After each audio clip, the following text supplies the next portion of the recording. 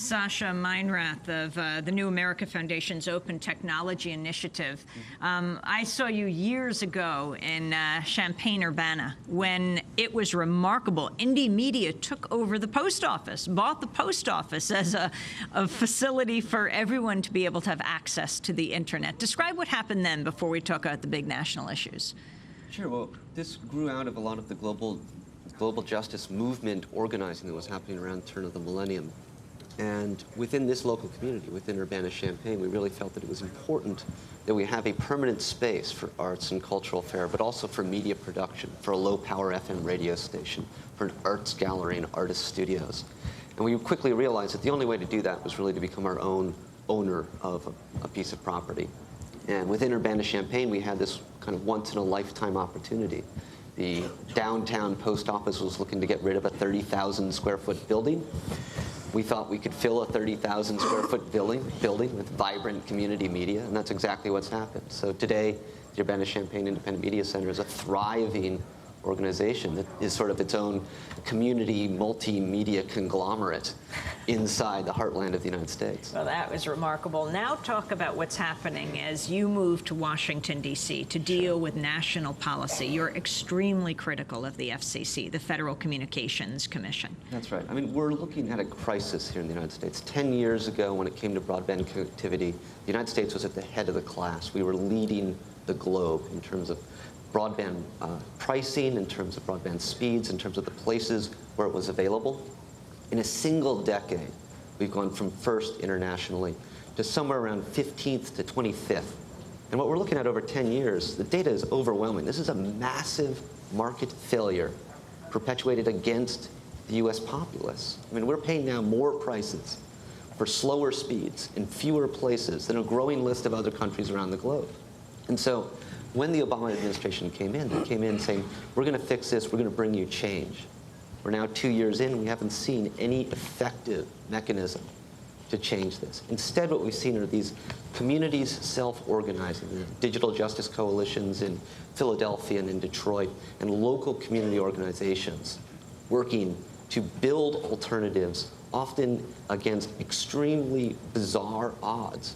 Rules and regulations, state laws that make it illegal, for example, to actually build your own network, even if nobody else is providing you connectivity. And these are the kinds of battles that we're holding in many ways the Obama administration to the exact same metrics of success they would have previous administrations. And what's the cause of that market failure? Because on the one hand, you hear the telecom companies and the mobile service providers talking about that they want to provide universal coverage, but that they need less regulation to be able to do that. So why is it that people are paying more for, as you say, for less broadband capacity and at slower speeds? Well, what we have in the United States is a myth of competition. And we know, I mean, you look at any classic economic theory and they'll tell you, in a non-competitive market, you need more parameters for that market to operate so that buyers don't get screwed. So in the United States, we have, for example, in the National Broadband Plan, the FCC says 96% of Americans have 2 or fewer wireline broadband subscribers. So you would think in that reality that the FCC acknowledges in the National Broadband Plan that they'd say, okay, we need some sort of competition policy. We need parameters to prevent this de facto duopoly from continuing and perpetuating higher prices and slower speeds. Instead, competition policy is almost entirely ignored in the National Broadband Plan. In fact, the National Broadband Plan never uses the word monopoly or duopoly. There's a refusal to address the reality, to even name it. And as such, our policies are unbelievably inept at actually addressing these problems that exist. So until that shift happens, until we have meaningful competition policy, until we set parameters for markets that are protective of consumers, we're going to continue being in a space where, in essence, broadband providers run amok. And you have the situation, though, where basically the government's line is, well, you've got a cable company, and then you've got a few cell companies that can provide you broadband, and that's the competition. They don't actually see the necessity for having competition within wired broadband, as well as robust or ample competition among the wireless broadband providers. Let me drive this home. So I was talking with an economist from OECD, which does a lot of analysis of how different countries compare with one another. He lives in a rural village in France.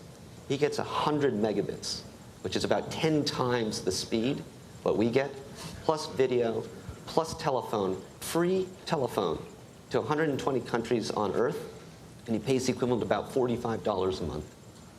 It's a tiny fraction for far better services in a rural village in France. And he's like, yeah, we're kind of upset because we only have about 10 to 12 different providers to choose from. I think that really drives home just how completely defunct our market is. And so we need to address this. And until we do, this situation is going to continue where we're paid far more for far worse services than a growing list of other places around the globe.